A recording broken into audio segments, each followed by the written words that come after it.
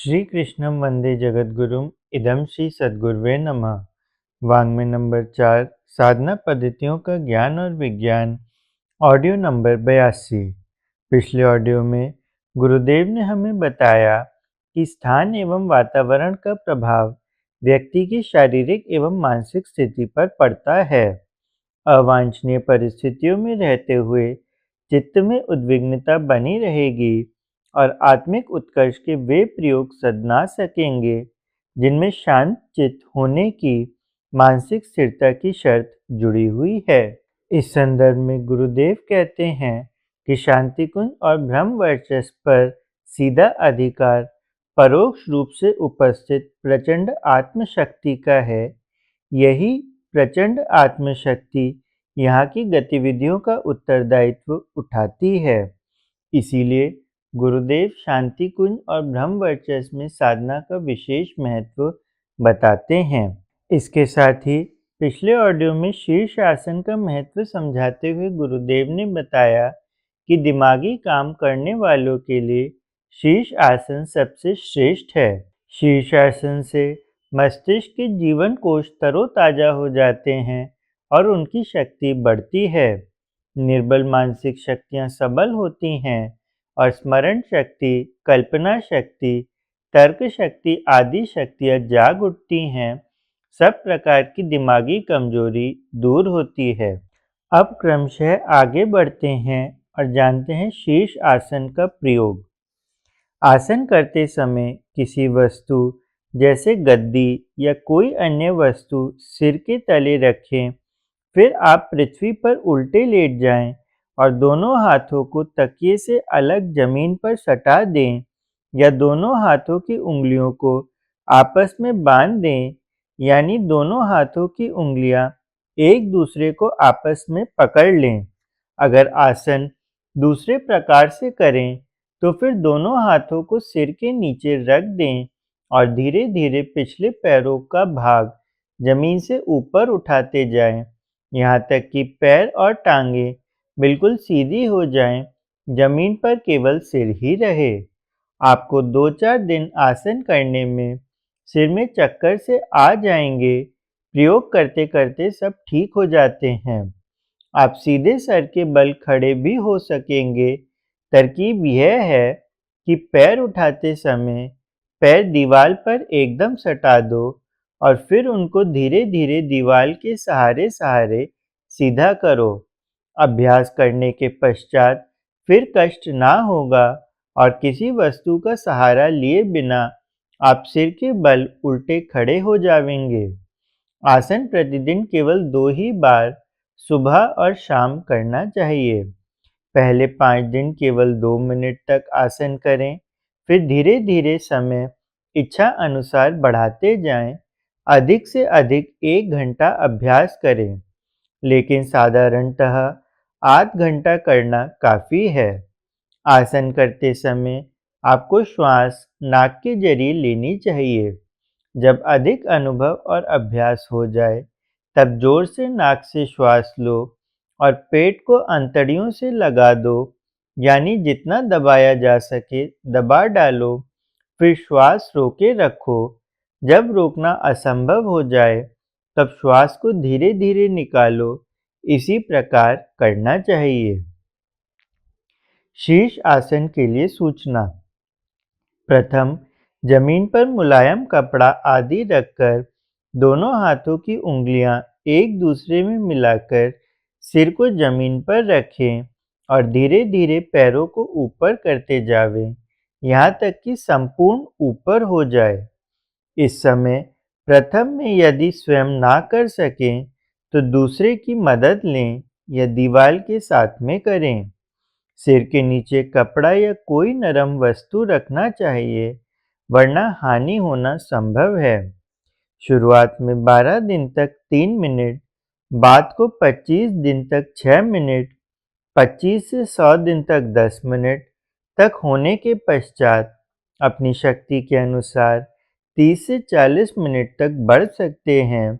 जिसका शरीर भारी हो तो उसे प्रथम दिन 2 मिनट और बाद में प्रतिदिन 1-1 मिनट बढ़ाना चाहिए। इससे नुकसान नहीं होकर कार्य में सुगमता होगी। शीर्ष आसन से लाभ। शीर्ष आसन से दृष्टि बढ़ती है, हाथ की काड़ियों में, पोंचे में, भुजाओं में ताकत आती है, पुरुषों का वीर्य और स्त्रियों का रजस गाढ़ा होता है, स्वप्न दोष मिटता है, सफ़ेद बाल काले होते हैं, अन्न पाचन होता है, भूख अच्छी तरह लगती है, शरीर और चेहरे पर तेज प्रकट होता है। नित्य प्रति हमेशा आधे घंटे से 1 घंटे तक शीर्ष आसन 6 महीने करने पर खून, मांस, मज्जा, भेद, हड्डियां आदि सप्त धातुएं शुद्ध होती हैं। शरीर और मन में आनंद, उत्साह, निर्भयता, स्फूर्ति, सुविचार, श्रद्धा अपने में उत्पन्न होती है। आयुष्य बढ़ती है, खुजली, फोड़े, गुमड़े, दाह, हाथ-पाँव के तलुओं की जलन, निद्रा का आना, सिर की गर्मी आदि मिटती है। आँख ठीक होकर चश्मे उतर जाएंगे, यानी आँखें तेजस्वी होकर बारीक से बारीक काम भी कर सकती हैं, दांत मजबूत होते हैं। परंतु जिसका खून प्रेशर, छाती कमजोर, फेफड़े में दर्द तथा संकुचितपना, गले का दर्द, चेपो रोग, मगज की अस्थिरता, अत्यंत विचार मग्न तथा हाथ पांव में अशक्ति हो, उसे किसी अनुभवी की सलाह लेने के बाद ही यह आसन करना चाहिए। स्त्रियां भी कर सकती हैं, परंतु मासिक धर्म वाली और गर्भवती के लिए वर्ज्य है। समय सुबह अच्छा स्नान करने के बाद शीर्ष आसन करके शीघ्र ही हाथ पांव लंबे, करीब कम से कम 5 मिनट जमीन पर सोते रहना चाहिए, कारण कि पांव के अंगूठे से लेकर विशुद्धि चक्र तक का खून सिर के तरफ अत्यंत बहने लगता है। वह खून शीर्ष आसन करने के बाद शीघ्र ही सिर के भाग में से नीचे अति वेग से उतरने पर शरीर में घूमना, सिर का घूमना, फेफड़े में खून का धक्का, चक्कर आना, रक्तवाहिनी नाड़ियों में फेर-फार वगैरह हानि होने का अंदेशा है। 10 वर्ष से लेकर 100 वर्ष की उम्र वाले अपनी शक्ति अनुसार हर एक स्त्री पुरुष कर सकता है। शीर्षासन का लाभ 10 मिनट होने के बाद ही मिलेगा। अगला शीर्षक सरल और सर्वोपयोगी आसन व्यायाम। बैठने के लिए प्रयुक्त किए जाने वाले बिछावन को आसन कहते हैं, किंतु योग आसन में अंगों को मोड़ मरोड़ कर शारीरिक व्यायाम की विधा को आसन कहते हैं। जब ध्यान के लिए कमर सीधी रखते हुए पालथी मारकर बैठने को सुलभ आसन कहते हैं। पैरों को एक दूसरे के ऊपर रखकर एड़ी ऊपर की ओर रखने की अपेक्षाकृत कुछ कठिन विधि को पद्मासन कहा जाता है। इन विधियों से बैठने पर श्वास प्रश्वास क्रिया ठीक से बन पड़ती है और ध्यान की एकाग्रता सरल हो जाती है। थकान दूर करने के लिए शव आसन का प्रचलन है। शरीर को ढीला छोड़कर निर्जीव जैसी स्थिति में चित्त पड़े रहने की इस विधि द्वारा जागृत रहते हुए सोने जैसा विश्राम मिलता है। थकान जल्दी ही दूर हो जाती है। इसे योग निद्रा या योग तंद्रा भी कहते हैं। मानसिक एकाग्रता की पूर्व तैयारी के रूप में इस आसन का प्रयोग किया जाता है। कड़ा श्रम करने या मानसिक श्रम से थकाना आने पर इन प्रयोगों को अपनाने में शरीर का तनाव, भारीपन दूर हो जाता है। जिन्हें गहरी निद्रा न आने की शिकायत हो, वे भी इन प्रयोगों को कर सकते हैं।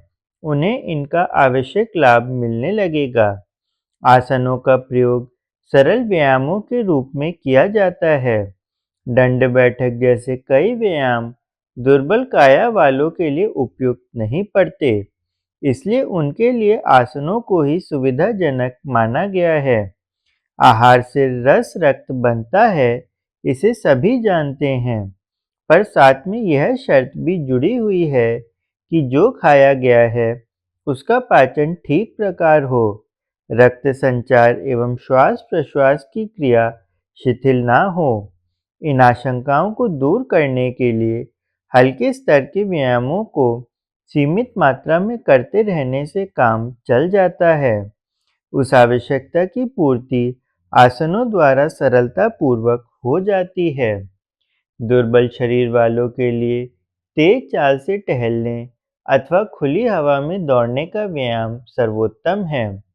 ड्रिल के समय की जाने वाली क्विक मार्च के अनुरूप दोनों हाथ हिलाते हुए, मुंह बंद रखते हुए थोड़ी तेज चाल से चलने की विधि भी अपनाई जा सकती है। समय की सुविधा और शरीर की स्थिति को देखते हुए इसकी अवधि निर्धारित कर लेनी चाहिए। समय तो प्रातः काल का ही सर्वोत्तम रहता है। जिन्हें सुविधा हो वे शाम को भी वही क्रम दोहरा सकते हैं।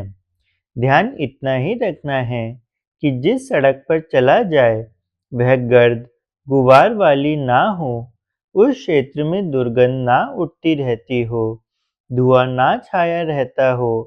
अप्रिय दृश्यों वाले कसाई खाने जैसे क्षेत्रों से गुजरना भी मन की प्रसन्नता को घटा देता है। इसलिए टहलने के लिए वह दिशा चुननी चाहिए जिसमें कोलाहल कम से कम हो, वृक्षों की हरितिमा दृष्टिगोचर होती रहे। व्यायाम की उपयोगिता तो आहार के समतुल्य ही मानी गई है। बैठे रहने वालों का भोजन ठीक तरह नहीं पचता। ऐसी दशा में उनकी दुर्बलता बढ़ती ही जाती है और मंद रुग्णता का रूप धारण करती है।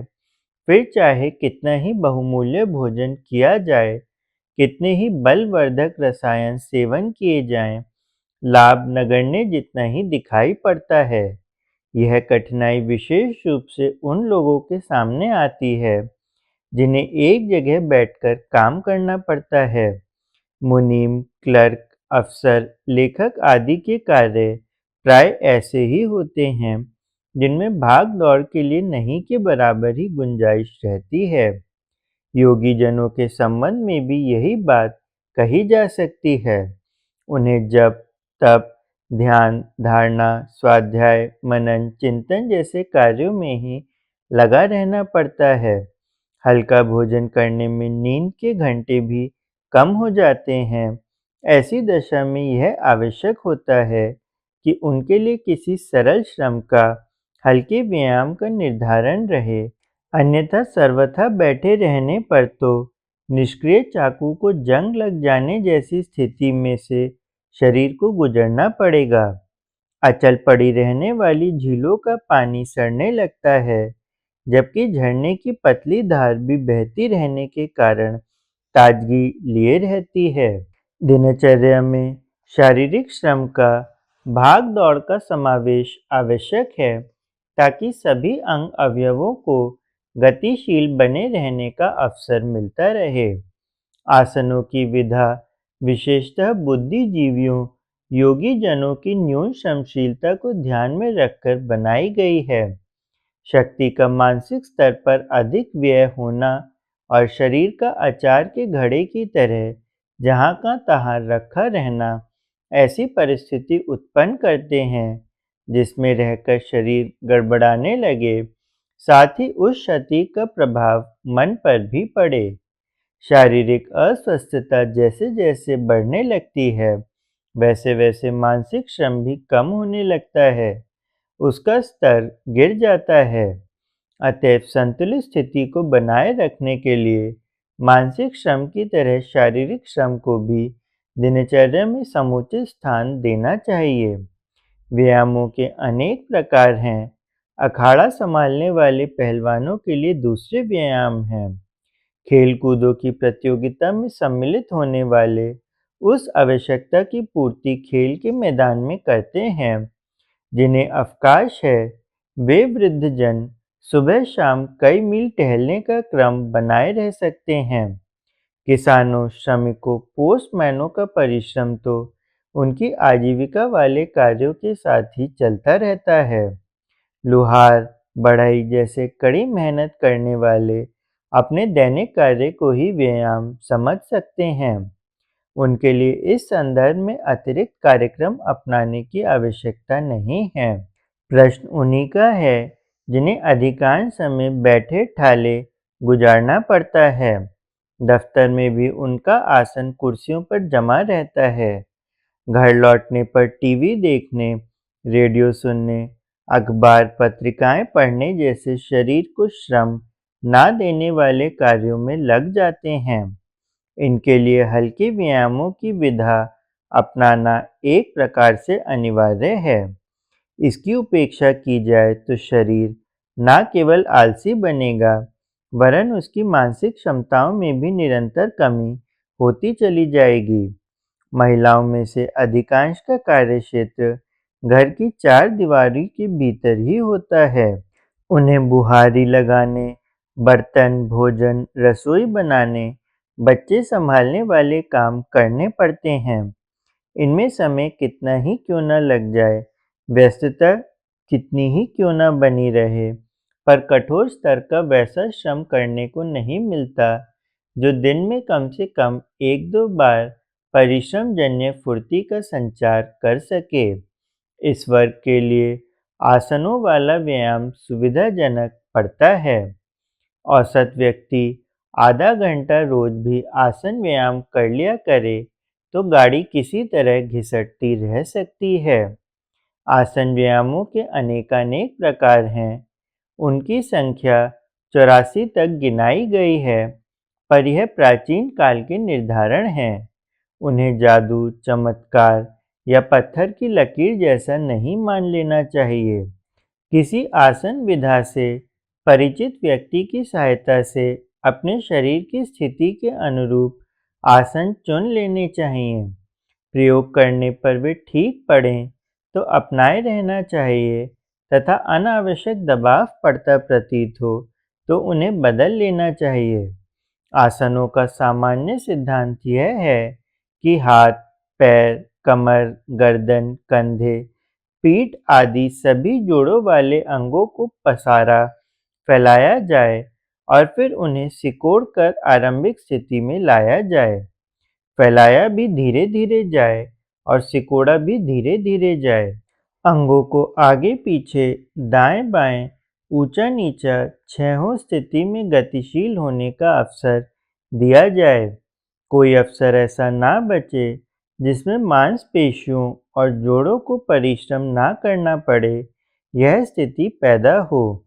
इस मौलिक सिद्धांत के आधार पर अपने अनुकूल आसन स्वयं भी बनाए जा सकते हैं।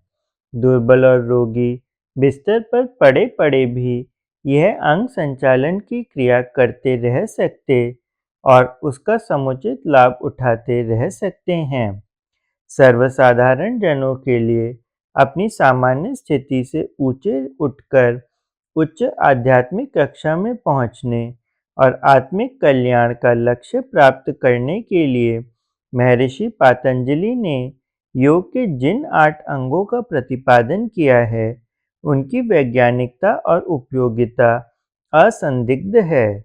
इन अंगों में से 1-2 का साधन करके भी कई व्यक्ति उच्च आध्यात्मिक लाभ प्राप्त कर चुके हैं।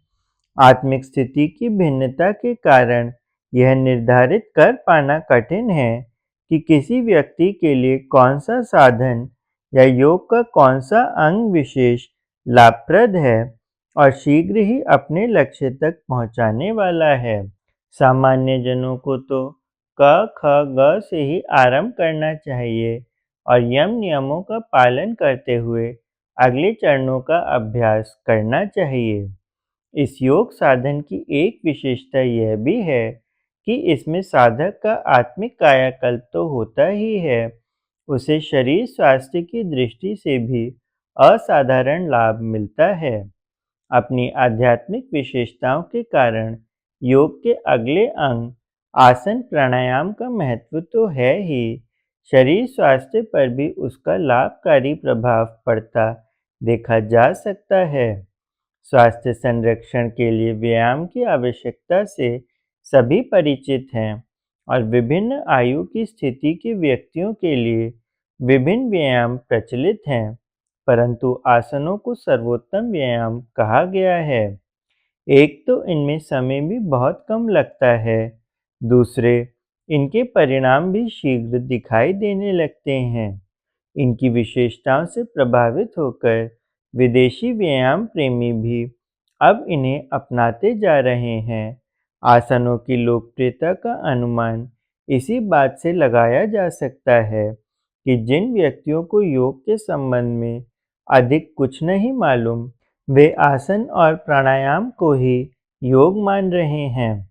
विदेशों में योग के रूप में ही आसनों का प्रचार हो रहा है और ये अपनी त्वरित परिणाम देने वाली विशेषताओं के कारण दिनों दिन लोकप्रिय होते जा रहे हैं।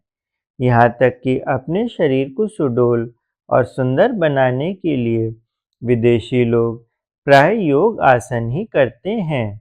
हॉलीवुड के फिल्म जगत में ब्यूटी क्लिनिक चलाने वाली महिला मैडम सिविसिया अपने क्लिनिक में आने वाले हर स्त्री पुरुष से योग आसन कराती हैं। व्यायाम प्रेमी आसन करने वाले लोग इन्हें शारीरिक व्यायाम के रूप में ही करते हैं।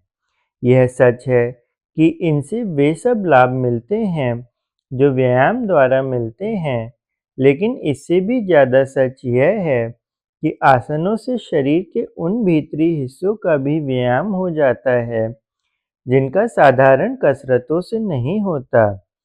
ऋषियों ने आसनों को योग साधना में इसलिए प्रमुख स्थान दिया है कि वे न केवल स्वास्थ्य रक्षा के लिए अतीव उपयोगी हैं, वरन शरीर की सूक्ष्म संरचना मर्म स्थलों को भी क्रियाशील करते हैं, जो अतीव कोमल हैं और प्रकृति ने उनके लिए इतना सुरक्षा प्रबंध कर रखा है कि उन तक बाह्य प्रभाव नहीं पहुंच पाता।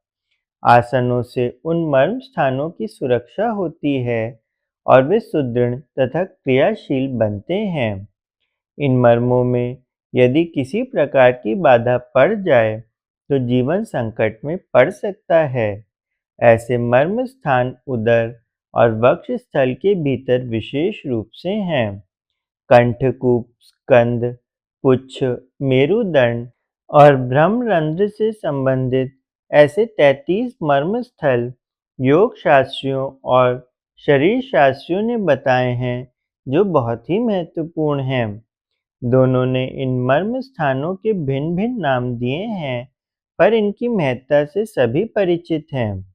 इन मर्म स्थानों पर यदि कोई आघात लग जाए, रोग विशेष के कारण इनमें कोई विकृति हो जाए, रक्त भिसरण रुक जाए या और कोई गड़बड़ी उत्पन्न हो जाए, तो देह भीतर ही भीतर घुलने लगती है। बाहर से कोई प्रत्यक्ष या विशेष रोग दिखाई नहीं पड़ता, पर भीतर ही भीतर देह खोखली हो जाती है। शरीर ज्वरग्रस्त ना हो, फिर भी इन मर्म स्थानों पर उत्पन्न हुई अस्त-व्यस्तता के कारण ऐसा लगता रहता है जैसे भीतर ही भीतर कुछ गड़बड़ है। मुंह के कड़वापन, शरीर में रोमांच, भारीपन, उदासी, हड़फूटन, सिर में दर्द, प्यास आदि जैसे लक्षण बिना कोई रोग हुए भी अनुभव होते हैं, तो इसका कारण यही है कि ये मर्म स्थान किसी आघात से चोट खाए हैं। इस स्थिति में डॉक्टरों को दिखाने पर भी रोग का कोई निदान नहीं हो पाता। वैद्य डॉक्टर कुछ समझ नहीं पाते, दवा दारू देते हैं, पर कुछ विशेष लाभ नहीं होता। इन मर्म स्थानों पर चोट पहुंचने से आकस्मिक मृत्यु भी हो सकती है। हानि, शोक, अपमान आदि की परिस्थितियों में कोई मानसिक आघात पहुंचता है, तो ये मर्म स्थल विक्षिप्त हो जाते हैं और चोट खाए व्यक्ति के प्राण संकट में पड़ जाते हैं। ये मर्म स्थान अशक्त हो जाएं, तो गठिया, गंज, श्वेत, कुष्ठ, पपरी, खुश्की आदि रोग उपज पड़ते हैं और बड़ी कठिनता से ठीक होते हैं। इसका शेष भाग अगले ऑडियो में पढ़ेंगे। तब तक के लिए सभी को प्रणाम। 21वीं सदी उज्जवल भविष्य। भारत माता की जय। वंदे मातरम। वाङ्मय अर्थात साहित्य, शब्द विचार और भावनाओं का दिव्य संग्रह। युग ऋषि पंडित श्री राम शर्मा आचार्य जी की इस धरोहर को ऑडियो रूप में सुनने के लिए चैनल को लाइक करें, सब्सक्राइब करें और नोटिफिकेशन ऑन करें। गुरुवाणी जन जन तक पहुँचाएं। हृदय से धन्यवाद।